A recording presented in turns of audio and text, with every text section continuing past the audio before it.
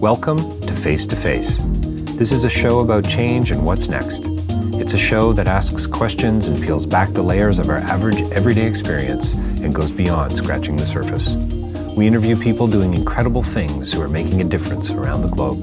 Join me as we listen in and get one step closer to understanding that big ideas shared create collaboration. Collaboration can inspire community, and communities create social change. I'm David Peck, and this is Face2Face.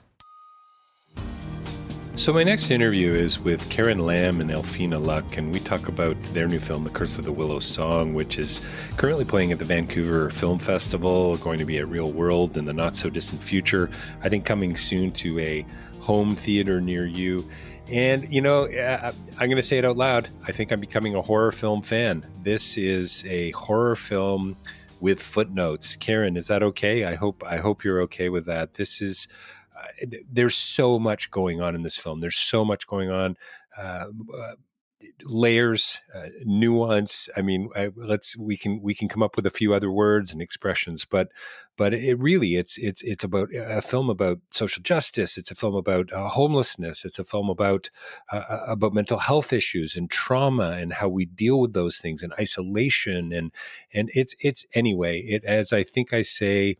In the interview with Karen and Elfina, it's a beautiful, it's a creepy, and it's a stunning film on so many levels. Filmed in black and white, and you're going to see why right out of the gate. One of the most gorgeous establishing shot sequences I've seen in a long time, and we just have so much fun. And it's so funny because Elfina and I sort of commiserated on this idea that we both sort of scare easily. And we end up in talking about transgressive horror, and we talk about psychological horror and edges to these types of films that are really about, you know, deep cultural meaning and have, you know, symbol and metaphor, and they're talking about social unrest and all kinds of not only interesting things, but important things as well. So I hope you're going to love the conversation. We had so much fun, but I really do believe you're going to love this film. So make sure you do what you can to check it out. And Karen Lam is online as well. You can just search her name, but it's KarenLamFilms.com. You can find out more about her work and what she's up to. And hey, we talk about the printed word transferring into being. And I know it sounds so, and you can hear the smile, so academic and ooh, wow, isn't that lofty? Well, it's really practical, and it makes contact with reality in so many meaningful ways. So and we find out why Karen, you know, stalks people online. So you're going to have to listen now. It's we like I said, we have a blast, and we really peel back some layers on a whole lot of things. And don't forget davidpecklive.com for more information about my writing and my speaking. You can purchase a copy of Real Change is Incremental there. I would love it if you did that. And also face2facelive.ca. You're probably coming to this interview through, you know, Spotify or iTunes or Amazon or one of the usual suspects, but please check out the website face2facelive.ca, and for heaven's sakes, can you leave us a review?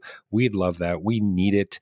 The more social media we get, the more attention we get. It just kind of, you know, it's the snowball effect, and it's really wild to see how that works. So sign up for the newsletter, share it with families and friends, give us a shout out, but please leave us a review on iTunes or whatever. We would really, really appreciate that. It only takes a couple of minutes, and it would really go a long way for us. And you can also advertise with us too. You know, we're getting hundreds of thousands of unique visits a month to our website, and we have a newsletter, and you can advertise on the podcast themselves as well. So reach out if you're interested, and we'd be happy. We'd happy to help. What does Bill Murray say in Ghostbusters? No job is too big, no fee is too big. So looking forward to hearing what you think about The Curse of the Willow Song and this interview coming up. And also don't forget rabble.ca. It's I've been hosted on that platform for many years. Proud to be there.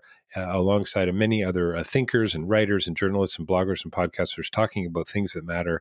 And check them out, and you can check Face2Face out there as well. But coming right up, just a wonderful, fun, thoughtful interview with Karen Lam, Elfina Luk, talking about The Curse of the Willow Song. Stay tuned. Well, welcome to Face2Face. We're joined by a couple of very special guests here with us today. We have Karen Lamb and Elfina Luk here to talk about their, I'm going to say, just stylish, creepy, and beautiful film, The Curse of Willow Song. Thank you both for joining me here today on Face2Face. Thank you for having us. Yeah, thank you. So always hard to know where to start with interviews. We've got an actress on the line. We've got a director, writer, producer. Who wants to take the microphone and give us a little, me and, well, I've seen the film. And by the way, congratulations. Really, really enjoyed the film. Thank you. Yay. So that's the greatest thing you can hear as a writer director, not because you want smoke blown up your ass, but honestly, it's just nice that someone likes it, that isn't related to you.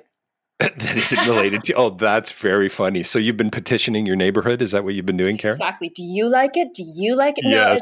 No, Yeah. And if you'd like a copy, I have a few USB keys here, right handy. Yeah, I'm with me. Yeah, Karen. You know what? I think that's a really interesting segue into I don't know, the film industry as a labor of love here, and maybe it's more that in Canada than in other places. Well, I would imagine independent film, and I think I read that you really had, it was Staples and LePage's white glue to put this film together. You really, tax credits and you know what I mean? Like you really had to dig deep to get this before we step into the sort of the narrative. But is that true? And can you talk a little bit about that?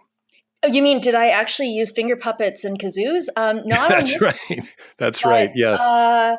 For sure. I think with I guess it's a long-winded way of saying it, but as an independent filmmaker in Canada, and specifically one in genre, I work in horror primarily, and that is actually a staple of how a lot of us make our films, which is, you hopefully raise enough money somewhere, somehow, and you make it for the budget that you have. So it's not, we do in Canada. So you make it work, basically. We make it work. I did, for example, with The Curse of Willow Song, I started off with a novella that I wrote for I do this every year, the National Novel Writing Month thing in November.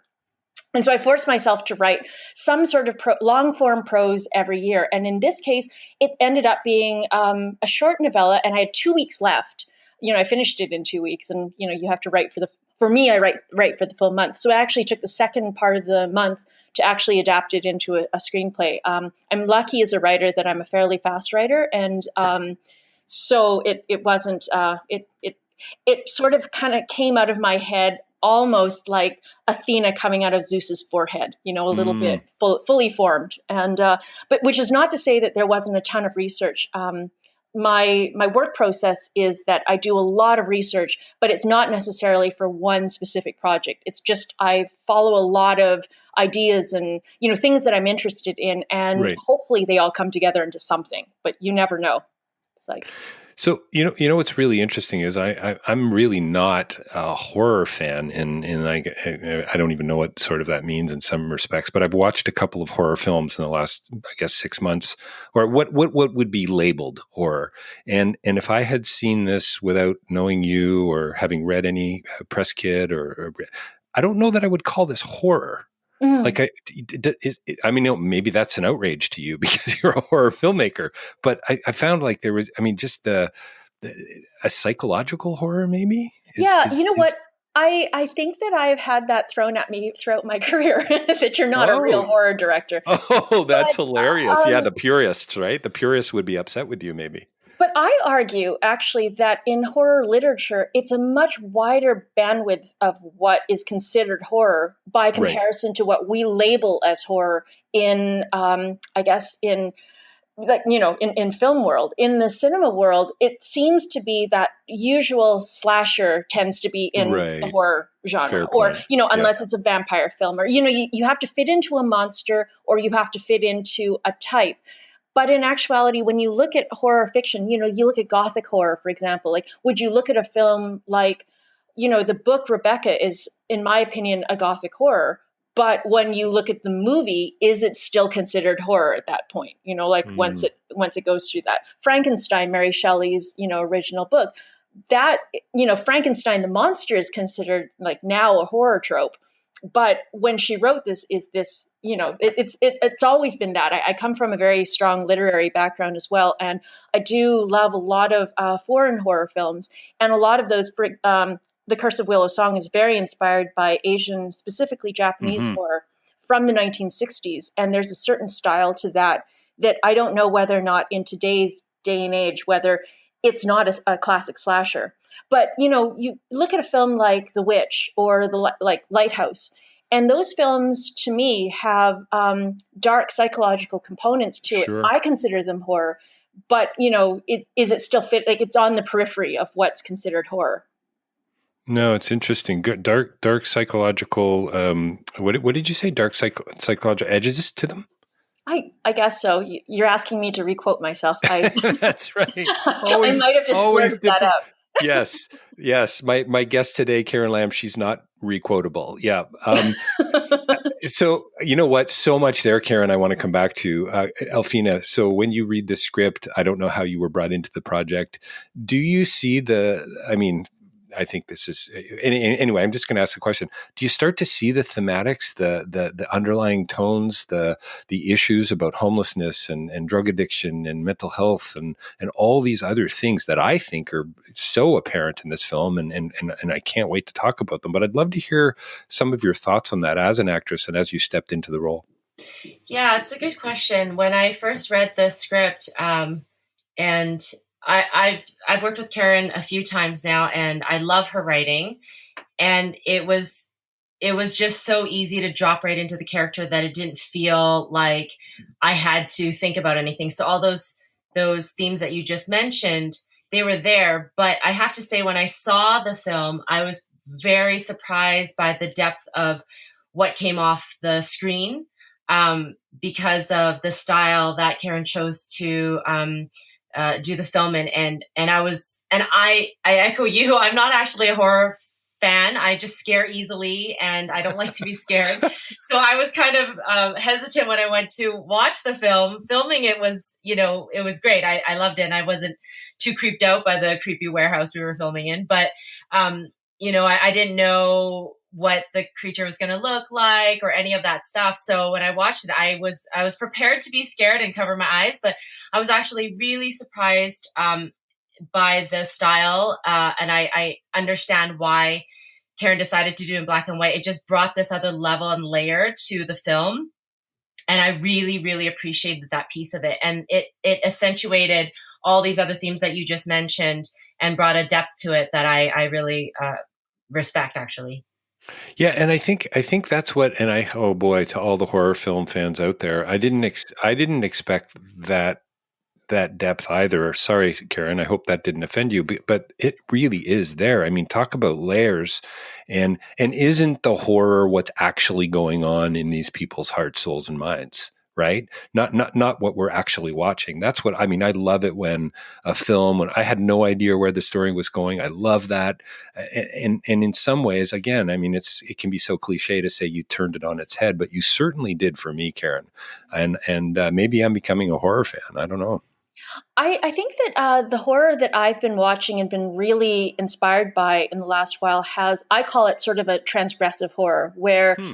it is taking some really socially relevant ideas. And it's always been that way, actually. When you look at zombie films, you're looking at social unrest in a lot of ways. You look at a Sure. monster film, and that is like it, Godzilla is coming straight out of the post, nuclear age in Japan. So a lot of the horror that has always resonated with us really does have symbolic and cultural meaning that's beyond what sometimes people dismiss it as.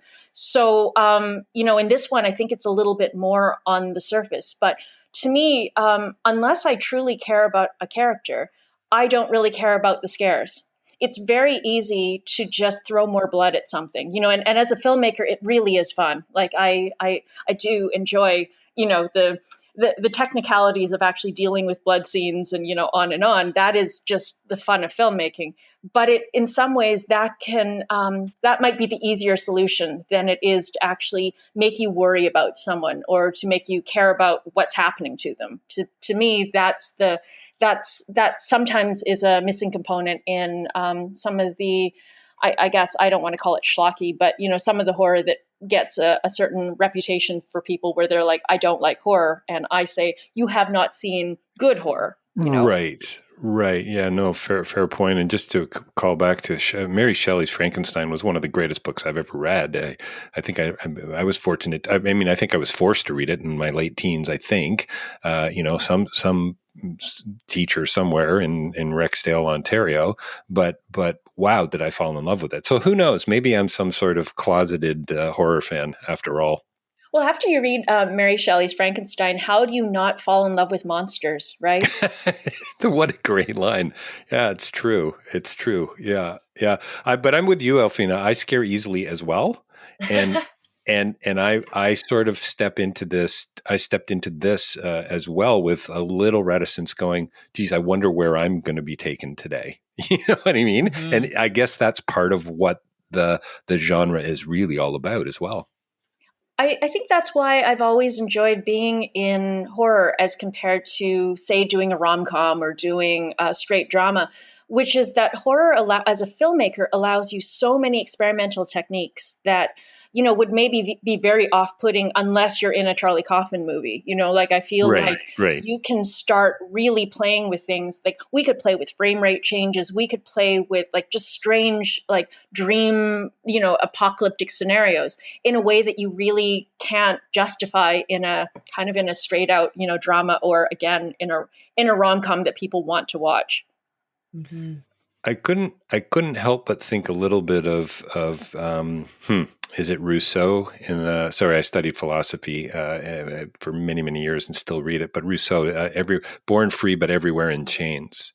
It seems to me Willow Song, the way you've talking about playing with the film, the way you shoot it reminded me a lot of Pi by Aronofsky, one of my favorite films. I mean, to me, that's psychological horror in a way. I mean, there's right, Yeah, but absolutely. The way help me out here, but the way you frame her, the way you track her, the opening, close to the opening sequence, walking over the bridge, she's surrounded by a fence. So many of the shots give me this sense that she is kind of in chains, born free but everywhere in chains. Yeah. Is that, I mean, obviously intentional on a lot of levels, but can you unpack that? I'd love to hear from both of you about that and how that teased out for her character and for just, I guess, the bigger meaning of the Curse of Willow Song. Well, what's interesting is that when Thomas Billingsley and I, Thomas shot the film, he's the cinematographer, when we were going through the script, we wanted to make sure that every frame of Willow was essentially that she was still incarcerated. She was out of prison, but that the world that she was released into was just as much of a prison. And so everything that we did was, there's no clean shot of Willow. If she is clean in the shot, she's always off to the side. We've put her deliberately off center. She's always off kilter. And when I wrote the script specifically for Val Tian, the lead actress, I wanted her, and I guess it's because the novella was written in second person, not in first or third person, which I've never done before. I wanted her almost to be us. And so when I wrote Elfina's character, Danny, all of the characters literally are talking at and to Willow. She's almost like a cipher. She's reacting to the things that she's being told. But basically all of the big monologues and the big speeches are given to everyone else. She rarely has that. She's a very quiet character as things go. But I was a little worried when I handed the script to Elfina whether or not she would see these giant chunks of monologue and say, oh no, what are you doing? So What was your first reaction, Elfina, when you read the script? I think I did have the thought, oh, I have a lot to say here. But when I read it, but the thing is, you read something and then when you say it out loud, something, it just transfers into being. And so when that happened, and this is a testament to Karen's writing, I think you're just absolutely brilliant, Karen, is just that it just came out of my mouth as though they were my words. On so many different levels, it's information that I'm aware of, that I've had thoughts about, that have crossed my mind through my entire childhood and upbringing, really just witnessing the world around me and the culture here. And so when I got to say the words, it was actually in a way really liberating, because this is information I know, but not that I walk around speaking these words, but it's information that I have a visceral understanding of and for. So when I got to say it, it actually, wasn't very difficult to come out, and just the flow of it was I really felt honored to give meaning to these words, actually. And when I did the scene with Val, it was really great to be able to share that with her. And she's just such a great partner that when I, like Karen said, she just is so responsive in her beingness that it felt really connected on both sides.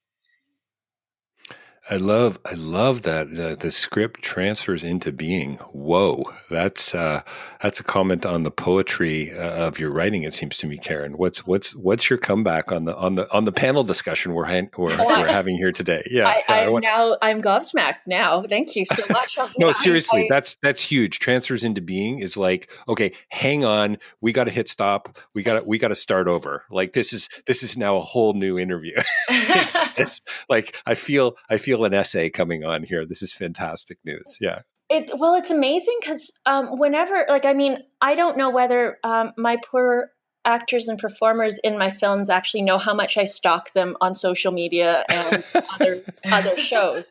But I spend a lot of time actually hearing how they speak, how it is. And then it's almost like once I've written the character, the lines for them, I don't think about it anymore. It really is them. It's not, it's not like I go back to anything. And so when I heard Elfina saying the words on set, it was almost like hearing it for the first time. And I remember how our producer, Karen Wong, basically looked at me partway through, because it was powerful on the page when we were writing it. And it was funny because when I was writing it, I could feel myself blushing, because I was like, am I allowed to, are we allowed to say this out loud? Because it felt, the lines that I gave Danny, who is Elfina's character, is very much this very hard edge that is actually in, I've heard it from relatives and from friends in, we're both Chinese. And sometimes you get this immigrant, it's almost like lectures that you get from your parents and older people that are like, don't be stupid. This is how the world actually works. You guys are being so idealistic. We know we raised you in Canada, and you guys have a slight idealistic image of how good people are, but they don't want you to be here. You know what I mean? And I just thought, wow, that was really hard to actually say out loud and to have another character actually say, because it feels like a hidden secret in some way. And I remember when Elfina was delivering the lines and it was just coming out, and Karen Wong, my producer, looked at me and she was like, are we allowed to say this out loud? And I was like, I don't know. We'll just keep it in for now. We always have it in the back of our heads. So if this is actually really we're not supposed to say this, we can always edit it out. Right. That's our out when it comes down to it. But it's but as we were hearing it, it felt very much like, oh my God, are we allowed to say this? And I think as a filmmaker that whenever I get those moments of, am I allowed to say this? That's the very thing that needs to be said. Do you mean like giving? I think it was Dale. Is that his character name? Yeah.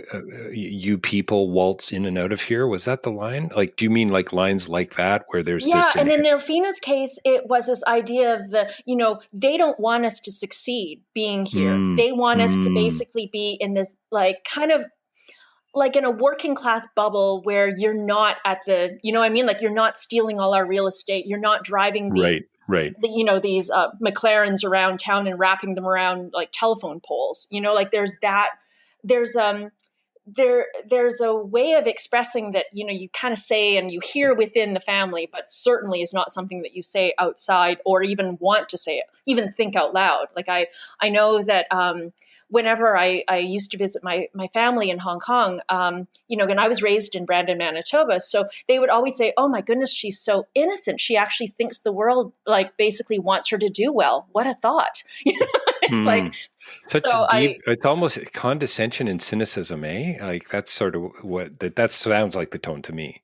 Yeah, and I do think that again. I don't know whether Elfina has the same experience in her growing up. But my relatives are quite cynical, and they did a lot of business. They're from Hong Kong, but they did a lot of business in China. And when you've got 2 billion plus people, this cutthroat way of being is very much in the Mm, culture. And I again, when we're in Canada, again, we're all kind of kumbaya when it comes to like, oh, it's not a melting pot, but it's a mosaic. Everyone, like we love that you have your cultural thing. We go for dim sum. It's all very it has a certain light, almost rom-com feel to it. And when right. I went back to Hong Kong, I remember essentially being told by my relatives that I'd be eaten alive if I was Mm, actually like really born and raised there, because no one thinks in this like kumbaya sort of way. right, It's a little right. bit too idealistic. So, Karen, you brought up rom-coms twice. Do you have something against them, or? Oh, I'm sorry, I'm bitter. I have issues with it. You've got rom-com like issues. I get Yeah, it. I have Yeah. rom-com issues in the fact that to me they're more horrifying than actual horror. Oh, So that's awesome. I mean, we've got all kinds of soundbite quotes we can take out of this already, but that's genius. There's lots of lines that are a lot of fun in the film too, and I definitely want to talk a little bit more about technique and the black and white and the challenges you had with that. I love black and white film, and I mean, what a perfect script, what a perfect film for a black and white piece. But can I say what one of my favorite lines in the film is? yes. What I think it was Flea's line, and she says, "That's quite the front door you've got there." That's just hilarious. And way to make empty warehouses even more creepy. Like, come on, like they're creepy enough as it is. Elfina, you get a line that honestly we could do 45 minutes without breaking a sweat on. You can never go wrong with real estate. You got to put your money into the land, I believe, is the line. Yeah. And for me, I mean, and maybe it's because I focused, I interviewed Loretta about her new film, Monkey Beach. I had Grace Dove on the line last week from TIFF, Michelle Latimer and Inconvenient Indian. And I just went, wow, isn't that what it's really all about? Thomas King says it's just all about the land, you know? And anyway, just either of you to step in there, was that intentional? But the way it comes out, it sure was to me. It sure seemed like it. Well, what is this new colonialism that we're in? All the various forms of it. It's always been about the land, right? I think that over and over again, that's what we're. I think at our heart of civilization, it's all about fighting over territory. And so, whether it's real estate or whether it's a condo or Mm, actual land rights and water rights that are coming up, all the things that are there. What else are we fighting over? right. It's all it sort of all comes back to that, and I think that's Thomas King's quoted in Michelle's new film as saying that it's always been about that, and it will always be about that. Yeah, we all channel our inner Dunny Kravitz, right? Like we're it's always about the land. Alfina, interested to know how you prepped a little bit for this role. There's that darker psychological edge. hmm Do, do, Um, do you yeah. have to go? Do you have to go to some of those scary places that you don't even want to watch on screen in order to conjure some of that stuff up, or are you too much of a pro for that? I don't even know if that makes sense. Well, for this character specifically, I didn't. She was kind of logical in what she was saying Mm, based on her perspective of the world. interesting. And Yep. I found that her lines were very truthful. So I didn't feel like I had to visit any of those darker places for the character, as that's just really where she lives. And really, the conversations in the warehouse and then the car, it's like the environment itself was creepy enough, talking in the dark in an enclosed space. So um yeah, I don't think that I had to do a lot of prep in that sense, but like I said before, there was so much that I wanted to say this because Karen, I've heard you say that you stalk us a couple times now, and I just have to say that is the highest compliment. So thank you for stalking us. Because of the work that she puts into the writing and finding the right person to say these words. I have to honestly say I didn't feel like I needed to work very hard to say these words with a lot of truth and to be honest, I found that as I was doing the work, I found, the passion behind the words, because it was actually really close to home for me. So I enjoyed being given the opportunity to say these words out loud. Poetry was meant to be spoken out loud. You read a poem and you go, okay, I mean, I like poetry, so, but a lot of people don't. But then you hear it spoken well, or from the stage, and it changes everything. And I think, Karen, your comment about maybe stalking's not the right word, but your research, I mean, I think there's something really interesting about that. There's a huge insight there, I think, for directors, for writers, to say, you got to know the people. There's something about community there. There's something about relationship that I love that's informing your writing. And I think that's a really important insight. I love the rhythm of dialogue. I'm fortunate that in my past I've worked in true crime, and a lot of my enjoyment of working in true crime is actually just listening to the cadence of how people talk. I spend a lot of time now I sound really creepy, like I lurk in different places listening. But I love being behind loud talkers. Like I love hearing snippets of conversation that are not dialogue, and yet that's how characters and people are supposed to speak.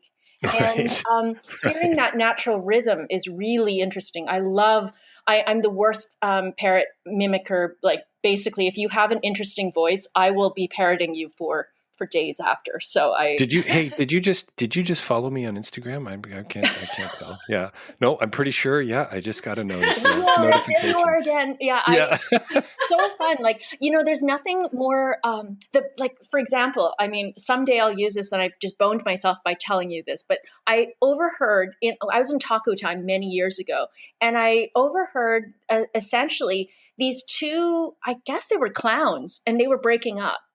And I loved how the one clown was telling the other clown that he was going to Vegas without the partner clown. And it was okay. so Like I'm trying not to laugh out. Like I'm holding back a smile and a laugh right now. But anyway, keep going, please. Because the one clown had actually, he had learned some fire juggling that went along, and the other clown was still doing his old clowning, and he wasn't evolving into new clowning. And I remember eating my Mexi fries and just being enthralled by this conversation of these breakup clowns, So funny. Have either don't want to interrupt, but have either of you seen an older film? It's got to be late '80s, called Shakes the Clown? I love that film. Yes. It sounds like you're describing a scene out of maybe Arrested Development or Modern Family as well, right? It's got a little bit of that edge. These two clowns breaking up. It's very funny. And so I think that to me, when you're writing or you're a filmmaker or whatever, it's about basically, as much as you can, you're mimicking real life in a lot of ways. You're not just watching other premium films and parroting that. You are hopefully taking real people and kind of blowing them up in a way that actually makes sense for you. And so not everyone will have gotten an extra order of Mexi fries just so that they could listen to the rest of this conversation. But for me, that was just gold. I needed to know what was going to happen. So it's beautiful. Elfina, you know what? You get another, I'm going to just call out another great line that I loved. I'm pretty sure it was you. You get into the car with Willow, and you guys are chatting back and forth, and there's clearly tension, etc. I think she's just hopped in, and as you drive away, don't you tell her to wear her seatbelt? Yes. Yeah. So okay. So many years ago, and I'm going to show my age, but I rented, the Godfather trilogy, and I watched it in one weekend, which is probably a good idea on one hand and a bad idea on the other. I was now a part of the Corleone family. Like sign me up. I'm in.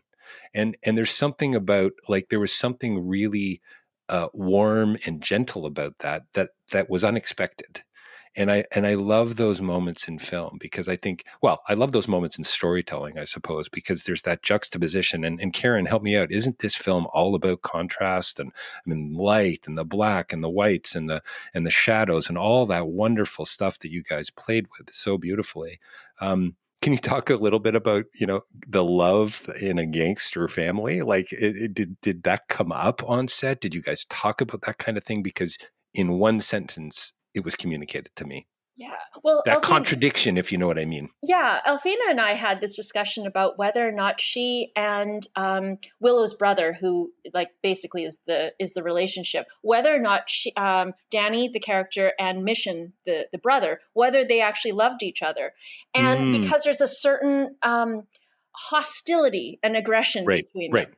Sure. But Yep. having grown up in a Chinese family, that yelling and that hostility was basically how my parents expressed love for each other. So I don't know. Like we had a lot of, I think we had some non-Chinese people asking, "Do they like each other?" I'm like, Right. "Of course they do. That's love." Yeah, I totally agree with that. And when you mentioned that line, I got chills because I remember Mm, saying that line to Val, and it was a moment because here we are talking about all these things, and I'm, kind of getting down on her and like, about responsibility and stuff like that. But essentially, she does care for her because she showed up. And in that moment, that is how, I didn't say I love you to my sister till I was probably in my 20s. And even then there was a bit of like discord. And I had to, as I started growing up, I started to have to push for um, emotional connection within my family because that's not how you show that you love someone. And so telling them to put your seatbelt on is basically saying, I care about you, I love you, put your damn seatbelt on, Yeah. you know? And so, yeah, I actually love that line. I forgot about it, but I'm glad you mentioned it. well, I think it's beautiful that you can communicate so much, and as a writer, Karen, and I'm sure there were other lines around there or other stuff that maybe you edited out or you deleted from the script originally, but to communicate that kind of a relationship in the family, I don't know, so quickly, so easily, I just think it's a wonderful thing. Thank you. Maybe it's because this script compared to even other scripts that I felt were very close. This one felt very personal to Hmm. me, yes, and it felt like the characters, like especially the relationship between Danny and Willow and with Mission, like all of that felt very familiar to me. So that's probably in some ways, the conversations that I almost spent the least amount of like hard thinking time on because that's how we would say it. My mother is like to this day has never. I don't think I've ever heard "I love you" from my mother, and Wow. it's 40 plus years now. Thank you. But I would say that she used to say to me, and more so as I've gotten older, is that that's not like she goes, words are empty. It's showing up. It's basically making sure you're taken care of. Mm, That's what's love in a Chinese family. You don't need to hear these empty, again, it feels to her like empty buckets just basically clanging. yeah. Yeah, practice what you preach. Follow through. I can say all the words in the world, but I'm well. Danny's sorry, Elfina, your character. You say, oh, "I'm always going to be here for you." Before, I think that's before the seatbelt scene, isn't it? Or it's a part of that same scene. Yeah. So, Yeah, so follow through. It's almost like a call to action. I can't believe we're coming up on the end of the interview. It honestly, I knew this was going to happen. It always happens. It's just it's like we got to book a part two. I'll have to talk to Nicola about that. But before we talk about shadows, metaphor, juxtaposition, and all that, and FW Murnau, um, I saw a sign in "Destroy the Patriarchy, Not the Planet." I believe. Did I see that in in you in did. in the office? Okay, so I love that kind of stuff. I love those little shout outs. How many of those did I miss? You know what? It's probably all in the counselor Melissa's office for sure. I think that most of that is there. Just this idea of these platitudes that we say. Mm, Like this is part of it. Like this idea that we say things to each other, but it's again because I think one of my favorite lines is one that I gave to Amanda in that scene where she's like, you have my phone, you can always call me at the office. You know what I mean? Like she didn't give her right, private right. number. We're friends, but only in this professional way. And so it felt like that's the juxtaposition of these false relationships where you hear all these Mm, words like, I'm all for the planet, and yet you see these same people doing all of these things that are not for the planet, and not, if anyone is with upholding the patriarchy, I would say that woman actually is. well, So that's to me, and then to Karen, to me, that's the horror of the relational horror of this story is that kind of patriarchy, that kind of racism, that kind of stereotyping, that kind of irrationality when it comes to others. Like, okay, I'll treat you, I'll be your friend within not from 9 to 5, yeah, right? yeah, I'll take your call from 9 to 5, but holy smokes, don't ask me to I don't know, drop you off at home on the, after work or whatever. Right. Exactly. And then So you contrast that with, again, Danny, who seems so, basically there's this chastising that goes on, and, a very tough relationship. And yet who's in her corner, right? Who's the right. one who's basically going to show up and, basically, like, tell her to, out of her concern, just put on your seatbelt. All of those things that's real love. Whereas what we're getting in the institutional love that you're supposed to, like that's supposed to be her surrogate family now that she's been released from prison. To me, those are all the grays and blacks and white that, that hopefully are in the film.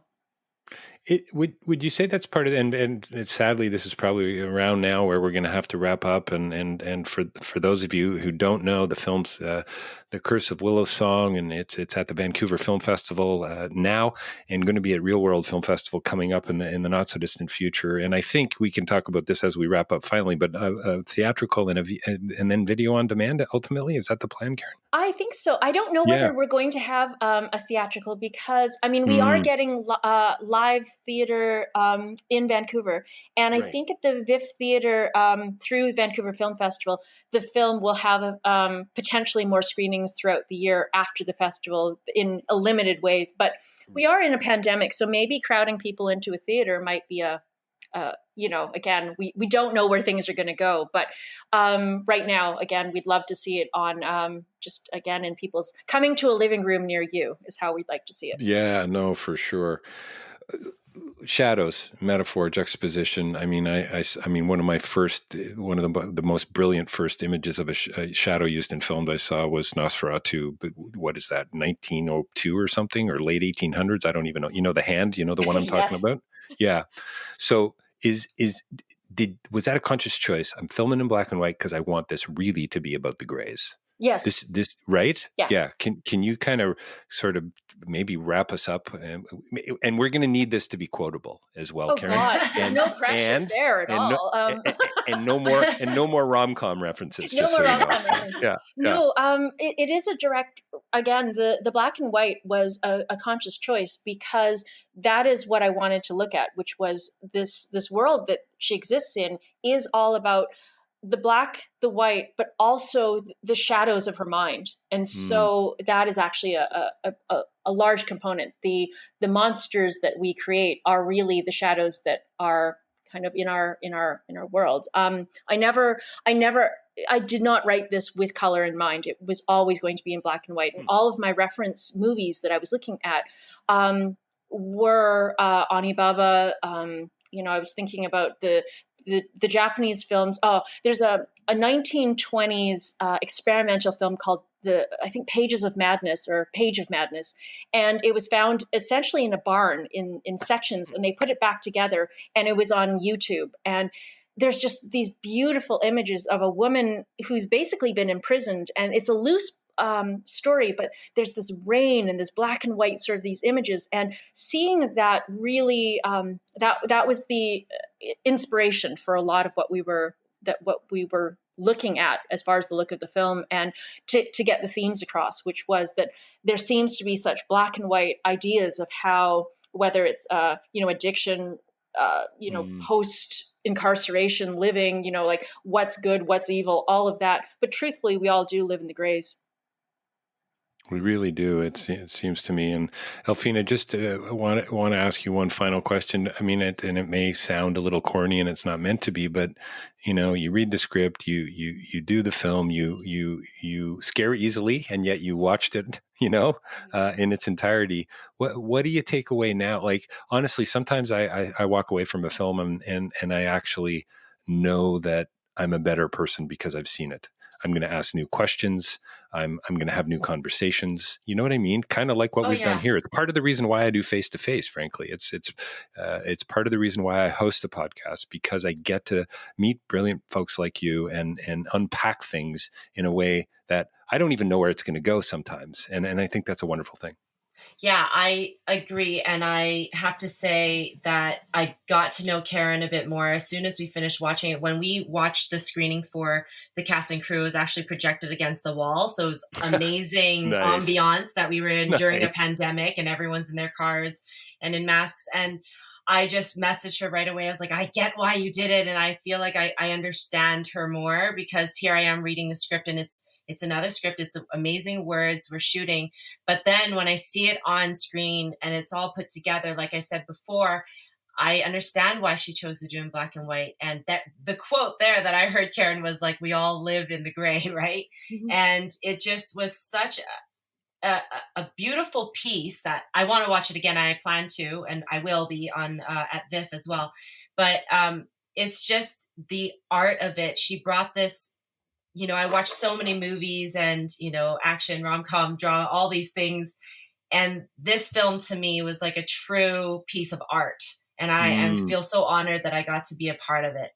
It's beautiful. Right out of the gate too, Karen, the establishing shots, the arc welding, the electric welding going on, and the I mean, just all the wonder. I worked in construction for years, and I worked with people who wore helmets like that. And what's with the welding helmet, by the way? But anyway, that's another conversation. It's just, yeah, what a beautiful way to set the tone for where we're heading, right? This anyway, I'm sure you've got something to say about that. Oh, actually, no. I wound down. Sorry. I was like, you wound down. You were done. You were done. You're currently working on a rom-com script, I understand. Absolutely. It'll be very great. It'll be so happy. It'll be, you know what, if it was, I would totally do Wall-E. I think that that's something that, you know, that's how I feel right now. I feel like Wall-E in this post-pandemic. No, we're not even post. In pandemic world. In pandemic, yes. Yeah. Listen, guys, what a pleasure talking to you today. It's just been so much fun. The film is The Curse of Willow Song. We've been talking with Elfina Luk and Karen Lamb about this. Can I say stylish, creepy, beautiful film? Is that okay, Karen? Totally. Yeah. I'm going to put that on my Tinder profile. Thank you. Oh, awesome. Awesome. Well, now that you're stalking me, you can put it on my profile too. So, you know, there you go. Playing at the Vancouver International Film Festival, and also coming to the Real World Festival, and apparently coming soon to a living room near you. Thank you to you both. I mean, it's been fun. It's been insightful, and just, I've had a blast. So thanks for, and hey, you listeners out there, make sure you like us somewhere out there on the web, YouTube, iTunes. It's always a challenge, this bloody thing they call social media. Anyway, Karen, Elfina, thank you so much for your time today. Thank you. It was fun.